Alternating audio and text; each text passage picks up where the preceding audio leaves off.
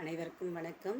இன்றைக்கி நம்ம ஆன்மீக தகவலில் என்ன பார்க்க போகிறோம் அப்படின்னு பார்த்தீங்கன்னா, காரடியா நோன்பை பற்றி தான் பார்க்க போகிறோம். இந்த வருஷம் 14/3/2026 அன்னைக்கு காரடியா நோன்பு அனுஷ்டிக்கப்படுகிறது.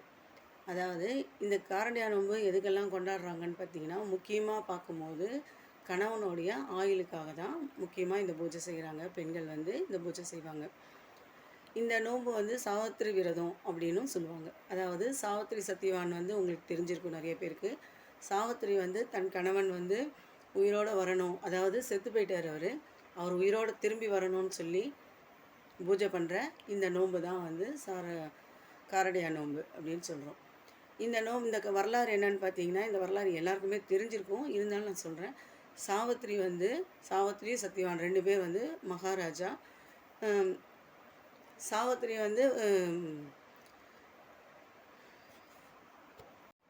சத்தியவானை தான் கல்யாணம் பண்ணிக்கணும்னு நினைக்கிறான்.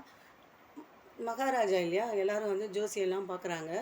அப்படி பார்க்கும்போது சத்தியவானுக்கு ஆயுசு ரொம்ப கம்மி, அதனால் நீ கல்யாணம் பண்ணிக்காத அப்படின்னு சொல்லி அவங்க வீட்டில் பெற்றவங்க சொல்கிறாங்க. மகாராஜா மகாராணிலாம் சொல்கிறாங்க. அதாவது சாவித்திரியோட அப்பா அம்மா சொல்கிறாங்க. ஆனால் அவன் இல்லை நான் சத்தியவானை தான் கல்யாணம் பண்ணிப்பேன் அப்படின்னு சொல்லி உறுதியாக நிற்கிறாங்க. அதே மாதிரி கல்யாணமும் சரின்னு பண்ணி வச்சிடறாங்க.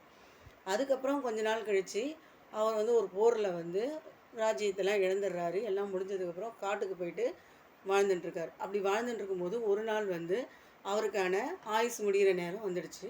அப்படி ஆயுஸ் முடியும் போது யமன் இவளை கூட்டிகிட்டு போகிறத சாவித்திரி தன் கண்ணாலேயே பார்க்குறா. ஏன்னா பூஜை புனஸ்காரங்கள்லாம் பண்ணி அந்த யமனையே நேரில் பார்க்குற அளவுக்கு ஒரு மகா சக்தியை அவள் பெற்றிருக்கா. அதனால் அந்த யமன் வர்றதை பார்த்துட்டா பின்னாடியே போகிறா. பின்னாடியே போகும்போது யமன் கொஞ்சம் தூரத்தில் கேட்குறாரு, நீ யாருமா, என் பின்னாடி வரத்துக்கு யாராலையும் முடியாது, நீ வரியே அப்படின்னு சொல்லி கேட்கும்போது, நான் சாவித்திரி இவருடைய மனைவி, இவரை நான் உயிரோடு மீட்டு எடுக்கிறதுக்காக தான் உன் பின்னாடி வரேன். அப்படி யாராலையும் வர முடியாது. உலகத்தில் பிறந்த ஒவ்வொருத்தருமே மரணிச்சு தான் ஆகணும். அப்படி இருக்கும்போது யாராலையும் திருப்பி அந்த உயிரை கொடுக்க முடியாதுன்னு. இல்லை நீங்கள் எனக்கு கொடுத்து தான் ஆகணும் போது, இல்லைம்மா கொடுக்க முடியாதுமான்னு சொல்லி போராடி உனக்கு இதுக்கு பதில் வேறு எதாவது வரம் தரேன் அப்படி இப்படின்னு சொல்லி கூடவே போகிறா.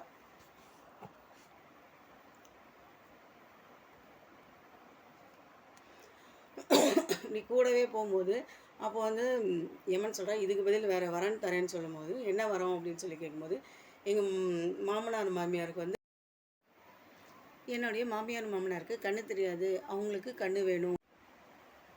என் மாமியார் மாமனாருக்கு கண்ணு தெரியாது, ஸோ அவங்களுக்கு கண்ணு வேணும் அப்படின்னு சொல்லி கேட்குறா. உடனே சரி தந்துட்டேன்னு சொல்கிறாரு. உடனே போயிட்டே இருக்கும்போது திருப்பியும் அவன் பின்னாடி வரும்போது, நீ ஏமா பின்னாடி வர, கிளம்புமா அப்படின்றாங்க. இல்லை எங்கள் ராஜ்யத்தை ஆள்றதுக்கு வேறு யாரும் இல்லை, எனக்கு ஒரு ஆண் வாரிசு வேணும் அப்படின்னு சொல்கிறா. உடனே ஓகே அதுவும் தந்துட்டேன் அப்படின்னு சொல்லிட்டு சொல்கிறா.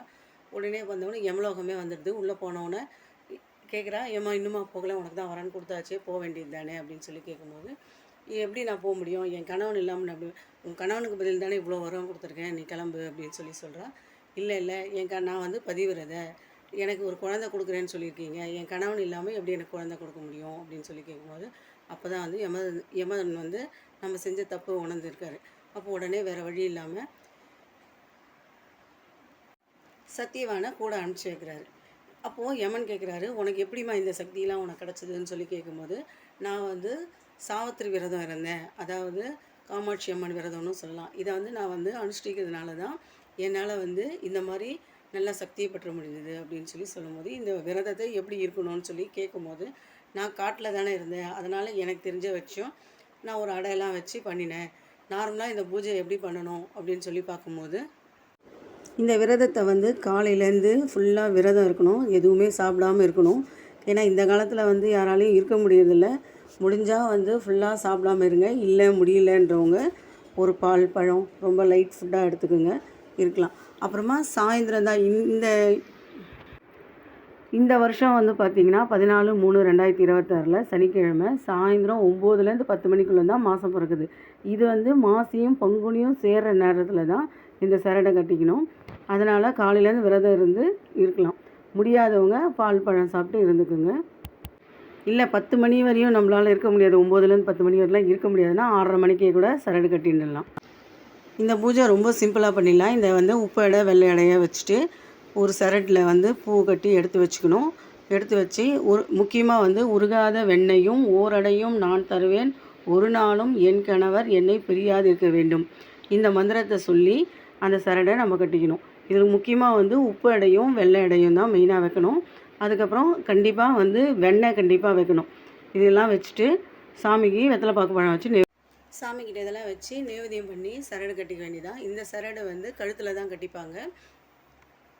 இந்த உப்பு அடை வெள்ளை அடை நைவேத்தியம் பண்ணுறது எப்படின்னு பார்த்திங்கன்னா, ஒரு நுனி வாழை இலை போட்டுக்கணும். சாமிக்கிட்ட ஒரு கோலம் போட்டு விளக்கெல்லாம் ஏற்றி வச்சு எல்லாம் ரெடியாக வச்சதுக்கப்புறம் ஒரு நுனி வாழை இலை போட்டு, நான் அந்த இந்த ஃபோட்டோவில் காமிச்சிருந்தேன் பார்த்தீங்களா, அந்த மாதிரி வந்து உப்படை வெள்ளடைலாம் வச்சு ஓரமாக வெத்தலை பாக்கு பழம் எல்லாத்தையும் வச்சுட்டு சாமிக்கு நைவேத்தியம் பண்ணி கற்பூர ஆரத்தி காமிச்சு நம்ம அந்த ஸ்லோகத்தை சொல்லி சரடு கட்டிக்க வேண்டியது தான்.